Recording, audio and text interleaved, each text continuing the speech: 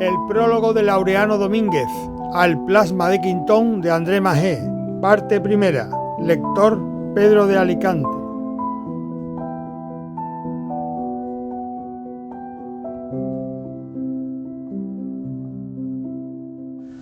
André Magé. El plasma de Quintón. El agua del mar, nuestro medio interno.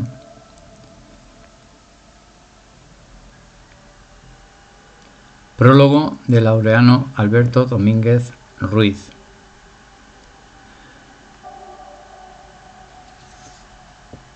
Cuando partí de Colombia hacia París en junio de 1998, no imaginé que mi empeño prácticamente incomprendido para quienes me oyeron hablar acerca de una posible prueba biológica o apoyo científico para mi teoría general del atavismo se empezara a realizar casi desde el momento mismo de mi llegada a la capital francesa.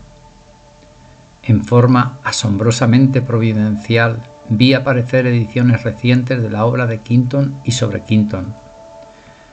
Personajes que como salidos de un cuento de hadas me fueron dando datos concretos sobre el uso del plasma marino en Europa desde que Quintón, a comienzos del siglo, propusiera el método marino y lo impulsara y aplicara personalmente.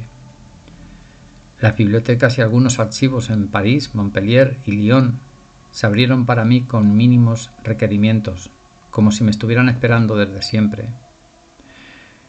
No llegué al pueblo natal de Quintón, pero crucé por los espacios donde trabajó en el Collège de France, donde demostró contundentemente sus leyes de la constancia térmica, osmótica y marina. Seguramente tomé muchos cafés en los bares que él visitó en París, cerca del Collège, donde no me explico por qué no aparece ninguna mención a su nombre. Dejé momentáneamente Francia con la nostalgia de no haber visitado Charmères-en-Brie, su pueblo natal, pero a los pocos meses de llegar a Barcelona visité los laboratorios Quinton Internacional en Almoradí, Alicante. Allí fui invitado por Juan Miguel Coll, pragmático del pensamiento quintoniano, quien había sido informado por el consulado colombiano en París sobre mi presencia en Europa y concretamente sobre una conferencia que dicté en la sede de dicho consulado el 3 de diciembre, bajo el título La teoría general del atavismo y su relación con los trabajos de René Quintón sobre el plasma marino como sustituto del plasma sanguíneo. Lo que encontré en Almoradí me pareció un justo premio a tanta testarudez y sufrimiento por defender lo que creo que es, en buena parte, el final de mi búsqueda angustiosa por más de 27 años, el secreto de mis orígenes. Desde una fotografía de Quintón a la entrada del laboratorio hasta los equipos originales de su laboratorio personal, pasando por manuscritos y documentación abundante e inédita de sus hallazgos científicos.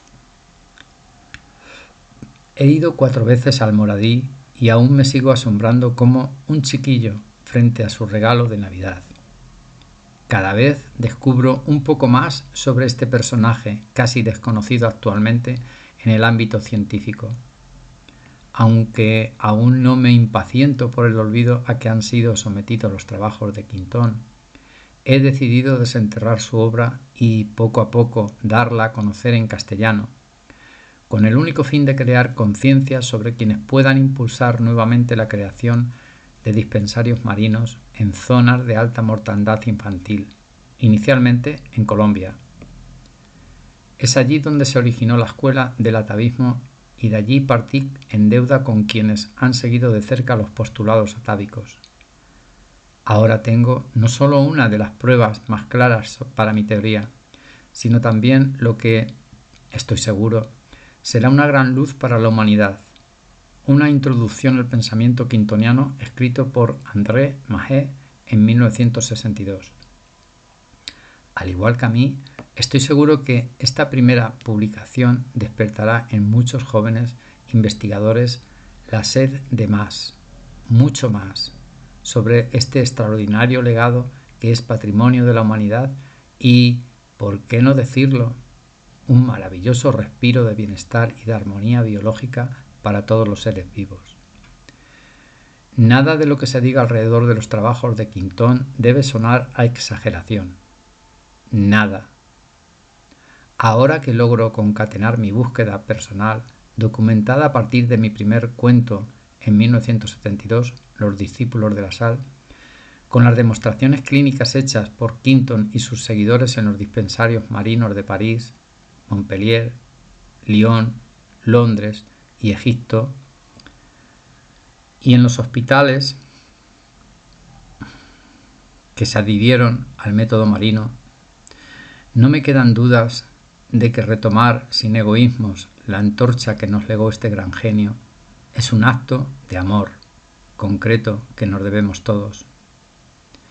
Desde impulsar pozos a unos 50 metros de una playa en tierra firme y con 5 metros de profundidad para que el agua del mar se filtre naturalmente a través de la arena y de allí sea tomada para múltiples aplicaciones en zonas altamente deprimidas, hasta apoyar la culturización y socialización del método marino, a través de laboratorios que ejerzan un riguroso control sanitario sobre el agua de mar antes de ser puesta en manos del consumidor final como nutriente y revitalizador celular. Si bien hay un extenso historial del uso del agua de mar en la rama médica, sobre todo en Francia, de poco nos vale la historia para concienciar a las últimas generaciones de médicos y científicos. Por múltiples entrevistas y conferencias realizadas a lo largo de mis viajes, he constatado personalmente que hay un gran desconocimiento de las aplicaciones clínicas del método marino. Por eso, considero útil realizar inicialmente una labor de concienciación sobre los trabajos de Quintón. Como la meta que me he propuesto es abrir el primer dispensario marino en algún lugar de Colombia, he decidido, a la par de presentar este libro, impulsar un curso sobre los trabajos de Quintón de carácter internacional en Barcelona.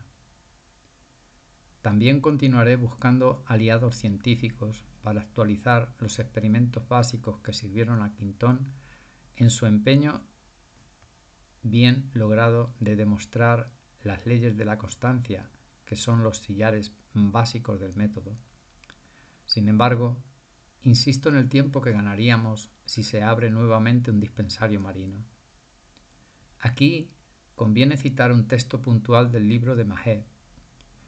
Cuando los trabajos de Quintón han alborotado al mundo intelectual y político, Gustave Le Bon le pide componer para la Biblioteca de Filosofía Científica que dirige en la editorial Flammarion un volumen sobre la aplicación de las leyes de la constancia a los ámbitos de la sociología y de la política. Lucien Corpechor, que asistía a la conversación, describe el asombro de Quintón. Por el momento tiene deberes más apremiantes que escribir libros. ¿Pero qué deberes?, le pregunta Le Bon. Salvar vidas. ¿Pero cómo? Abriendo dispensarios. El célebre sociólogo no pudo evitar el comunicar a amigos comunes que Quintón llevaba un poco lejos su afición a la paradoja. La idea de abrir dispensarios le parecía cómica, pero el joven sabio no había hecho más que confesar su preocupación profunda. Desde el comienzo de sus investigaciones, Quintón había comprendido que su concepción marina desembocaba directamente en una terapia.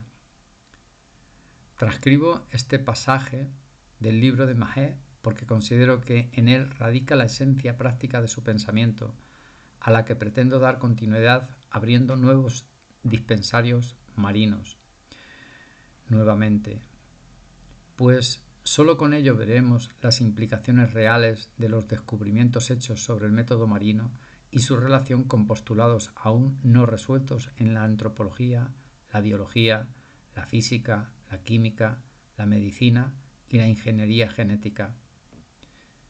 Mi encuentro con el sabio francés se dio en el momento histórico en que trataba desesperadamente de unificar las diversas tendencias en múltiples disciplinas hacia el fenómeno que llamé recuperación de la memoria del sin tiempo. Trataré de ampliar un poco el tema antes de dejar a Mahé que nos lleve a conocer algunas facetas generales sobre Quintón y sus investigaciones.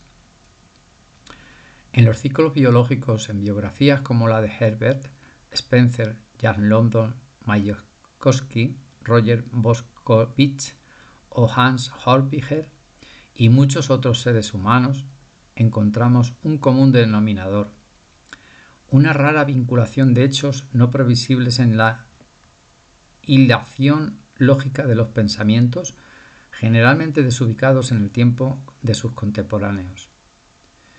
La forma en que cada uno ha expresado el fenómeno difiere solo en la herramienta que usaba para hacerlo, pero todos en su campo clarifican el fenómeno. Herbert Spencer, creador de la filosofía evolucionista, intentó descifrar los estadios de la evolución desde el origen de la vida en el mar hasta el desarrollo del sistema nervioso central. Esto Jack London lo llevaría después a toda su obra literaria, vertiendo en ella su propia experiencia alrededor del fenómeno de la memoria que él llamó atávica, especialmente en su libro cumbre Martín Eden, donde relata en forma autobiográfica la angustia de no poder expresar su experiencia atávica, el cual posteriormente Vladimir Mayakovsky convirtió al cine en 1918 bajo el título No nacido para el dinero. Roger Boschkovich escribió a Voltaire las bases de la mecánica cuántica y los principios de la relatividad general 200 años antes que Einstein. Se deleitó en su destello recordativo y nos legó uno de los grandes principios del pensamiento no lineal. La ciencia fluye libremente en el sin tiempo como destello memórico. A Hans Holzbicher le debemos la teoría del hielo eterno, que tiene una estrecha relación con el fenómeno del enfriamiento del planeta y el increíblemente exacto cálculo de las colisiones entre cuerpos celestes, teoría de las 4 lunas, cuya veracidad pudimos comprobar hace solo algunos años, cuando los incrédulos pudieron observar la colisión entre el cometa Schumacher, Levy y Júpiter. A Walt Whitman, el recuerdo de lo sencillamente profundo y la hermosa sentencia, llegaremos a las estrellas solo para ir más allá, y así podría repasar personas memóricas, con recuerdos de tiempos pasados atávicos, una tras otra que he conocido. Después de 5 años de fundada la Escuela del Atavismo, René Quintón la justifica plenamente. Las teorías y los trabajos de Quintón no hacen nada menos que revolucionar de arriba abajo toda la ciencia y toda la filosofía. Cita Mahé de frases aparecidas en los periódicos. No hay aquí nada que sea una leyenda, todo es comprobación y verosimilitud. Nada hay más grandioso ni más bello, se escribe en la revista de la Universidad de París. El nacimiento del pensamiento quintoniano en Latinoamérica se verá rodeado de seguidores de las más diversas disciplinas, principalmente filosóficas. Sin embargo, al igual que en la Europa de principios de siglo, poco a poco se adherirán al método marino las distintas medicinas consideradas alternativas, hasta llegar a la medicina académica que se rendirá ante una evidencia tan simple y tan contundente. Recordemos que el método marino se sostiene sobre 3 pilares que son las leyes de la constancia probadas hasta hoy tan solo por Quintón y algunos preclaros seguidores suyos. Para hacer este camino, como afirmé desde mis primeras conferencias en Colombia, es necesario dar el paso fundamental de abrir dispensarios marinos. El motivo que argumentaba Quintón en su época para no ocuparse de más informes sobre la ley de la constancia general que reúne a las 3 y sus implicaciones en las diversas corrientes de pensamiento era su afán por salvar vidas. Mi propuesta, desde que hallé confirmaciones biológicas a mis intuiciones sobre el mar desde niño, es evitar 6 millones de muertes infantiles por desnutrición cada año en el planeta. Inicialmente, lo más importante es abrir los dispensarios marinos como cátedras de observación para la ciencia médica. Es nuestra obligación alertar a jóvenes sabios e investigadores en general para que hagan un seguimiento cercano de los resultados de la aplicación del método marino en los citados dispensarios. La revolución es posible desde la biología. Comprendo que hacer este tipo de aseveraciones aún hoy sonará raro, pero, insisto, con mayor razón ahora que poseo pruebas de peso en los trabajos sobre el plasma marino, que una verdadera revolución requiere y lleva actos conscientes a la práctica terapéutica. Es este uno de los puntos que más me apasiona en el camino de búsqueda para la sustentación de los postulados atávicos, entre los que cabe resaltar: la memoria es más vieja que nosotros, está inscrita en la ausencia de las cronologías y sin embargo es un suceso biológico. Los registros infinitamente lejanos que se esconden en nuestros cromosomas y nuestros genes deben tener una estrecha relación con velocidades que recordamos vagamente en la fase del sueño profundo, muy probablemente relacionadas con la velocidad con que el óvulo se roba el espermatozoide y seguramente relacionados con los elementos trazas y catalizadores contenidos en el agua de mar y en nuestro plasma sanguíneo. Estos elementos, la temperatura de 44 grados y la velocidad actual del planeta, deben de tener alguna similitud en su frecuencia de onda. Cuando Cesare Lombroso, Verona 1835, Turín 1909, estableció su hipótesis del criminal atávico, del latín atavus, cuarto abuelo, estuvo cerca de relacionar su término virulencias heredadas con los experimentos que se realizaban contemporáneamente en París por Quinton, Macé y Arnould Figue sobre el denominado tratamiento prenatal. En estos experimentos aseguraron haber visto desaparecer en los bebés de mujeres sometidas a las inyecciones de plasma marino durante la época de gestación taras físicas hereditarias y predisposiciones hereditarias a tuberculosis y otras enfermedades. Ya en esa época se resaltaba como otra de las múltiples indicaciones del método marino el tratamiento de alteraciones mentales y neurosis. Al igual que Quinton en su época, partimos también ahora de una hipótesis. Cuando la célula recibe la información de la matriz líquida fiel a los orígenes, el agua de mar, sin contaminar y en condiciones similares a las del principio de los tiempos, subvierte el sentido del tiempo y del espacio y recupera su máxima actividad, la actividad óptima para la vida. Y aquí conviene volver sobre el texto antes citado de la revista de la Universidad de París. El ciclo que el sabio nos acaba de hacer recorrer es todo lo que se nos permite conocer en el tiempo y en el espacio. El mismo sabio definió una línea de acción imposible de ser igualada por ninguna revolución social, política o económica, o ningún cambio en las mismas ciencias biológicas o en las llamadas ciencias exactas. La simple creación de dispensarios marinos. De seguir demorándolos, nos causarán, por nuestra negligencia y sobre todo por nuestra incapacidad de asombro. Retomo aquí una frase premonitoria que ya cité en la primera edición de Pedagogía Atávica, escrita por Albert Einstein. Si algo he aprendido en las cavilaciones de mi larga vida es que estamos mucho más lejos de poseer un profundo conocimiento de los procesos elementales de lo que la mayoría cree de nuestros contemporáneos. De modo que las celebraciones responden poco a la situación real. ¿Qué extraña relación existe entre el comportamiento de las partículas subatómicas y los micronutrientes presentes en el agua de mar?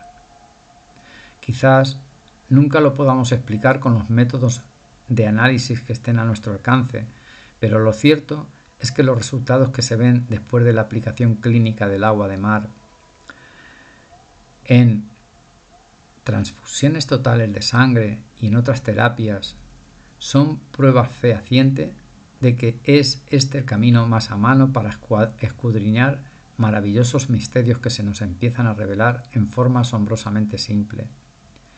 Se podrían encontrar los puntos comunes entre la teoría general del atavismo y los campos de resonancia mórfica de Rupert Sheldrake, que sugiere cómo la memoria puede abordar a individuos que tengan en común un suceso, el cual ha sido descubierto inicialmente por uno de esos individuos de la misma especie.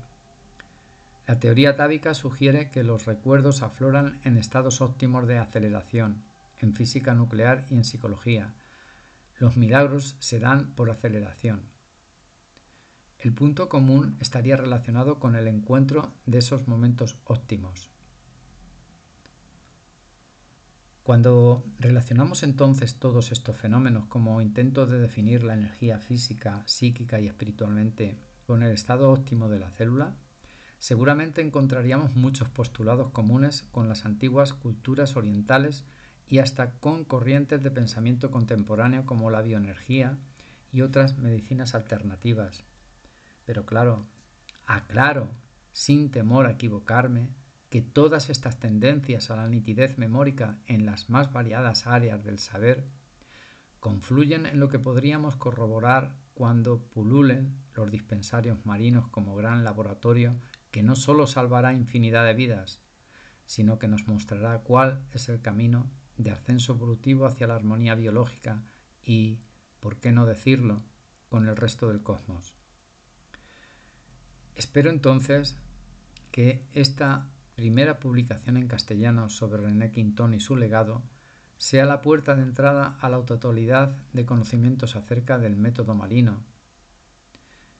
Dependiendo del interés que despierte este primer libro, esperamos la publicación del libro del Dr. Haricot sobre el desarrollo clínico del dispensario marino René Quintón, fundado en 1913 en Lyon, y el gran libro de Quintón, El agua de mar medio orgánico.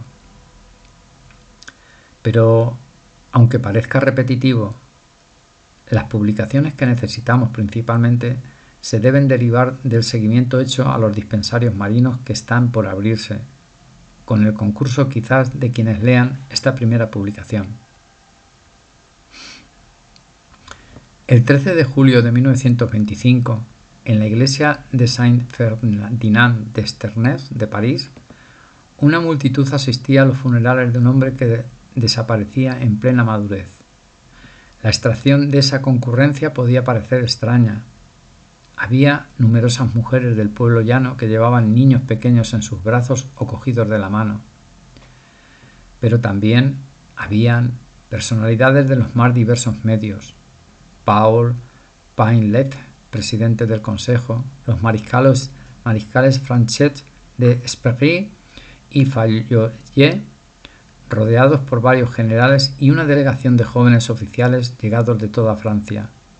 Barriot, Massé, Potocchi y Guillemot, profesores de universidad y médicos célebres escritores y eruditos como Anna de Noailles, Mario Meunier, Barbus, Magloire, Fager, Jules de Galtier.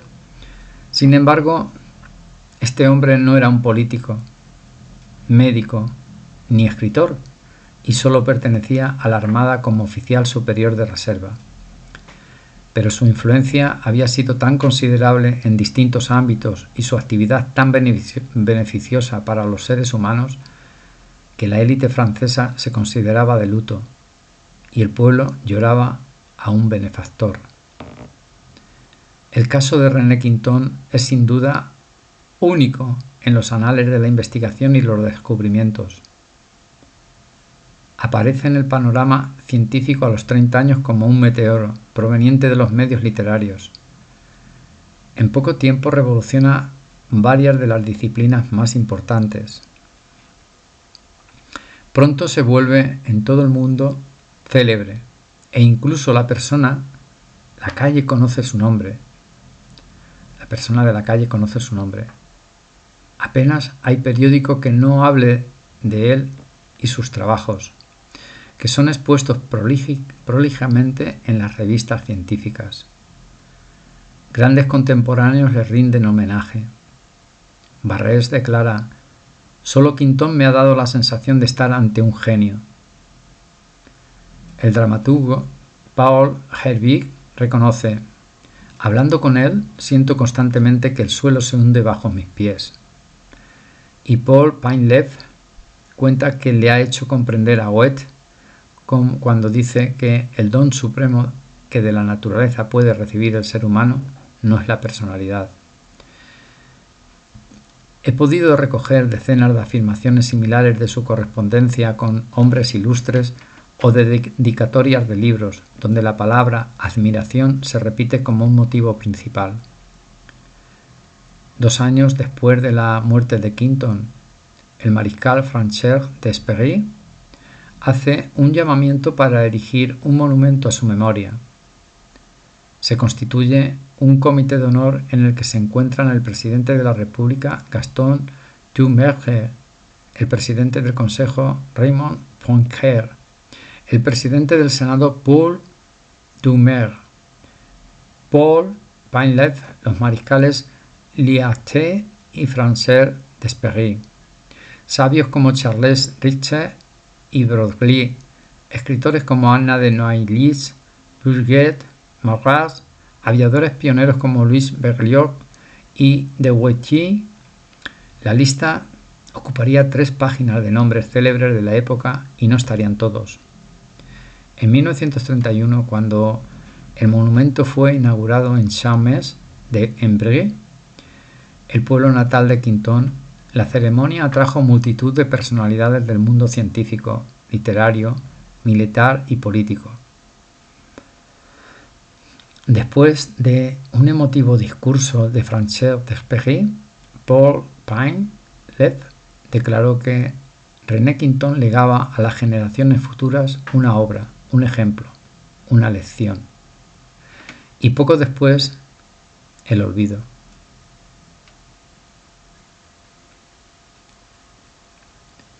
Se diría que un auténtico complot de silencio se formó en torno a Quinton y su obra.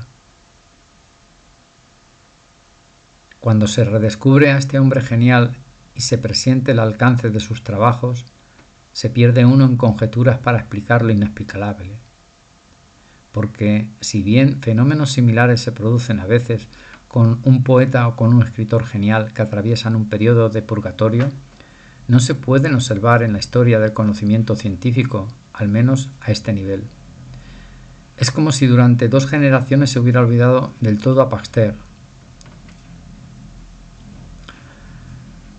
No hago esta comparación a la ligera. Como se verá, numerosos de sus contemporáneos lo habían establecido ya. Quinton había previsto este periodo de olvido de medio siglo a partir de su muerte, y ahí probablemente se equivocó en 20 años.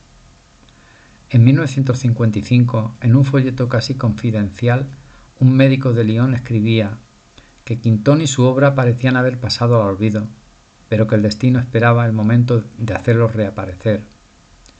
Al mismo tiempo, en el lejano Finistère francés, frente al océano del que Quinton había revelado sus secretos, un viejo folleto caía en manos propicias y el hilo se reanudaba otra vez. Después de unos cuantos años, una pequeña élite ha encontrado el camino de este gran sabio y valorado algunas de sus repercusiones de su excepcional obra. Este redescubrimiento está jalonado de acontecimientos importantes, de los cuales hablaré. Es preciso señalar aquí también mi anterior obra, Ma Courée de Rajevieux-Nessemb, editorial du Seuil, cuya principal ambición no es simplemente hacer justicia a René Quinton, contribuir a darle dentro de la historia de la ciencia el lugar que se merece. Si este fuera el único objetivo, no hubiese abordado esta tarea a pesar de su legítimo carácter. Porque Quinton, según la expresión de uno de sus más recientes comentaristas extranjeros, dirigiéndose al presidente de la República Francesa, es de una actualidad candente. Sus trabajos constituyen una suma que nuestra generación no agotará. Proyectan una claridad única sobre los problemas de la vida y milagrosamente conservan su mérito innovador.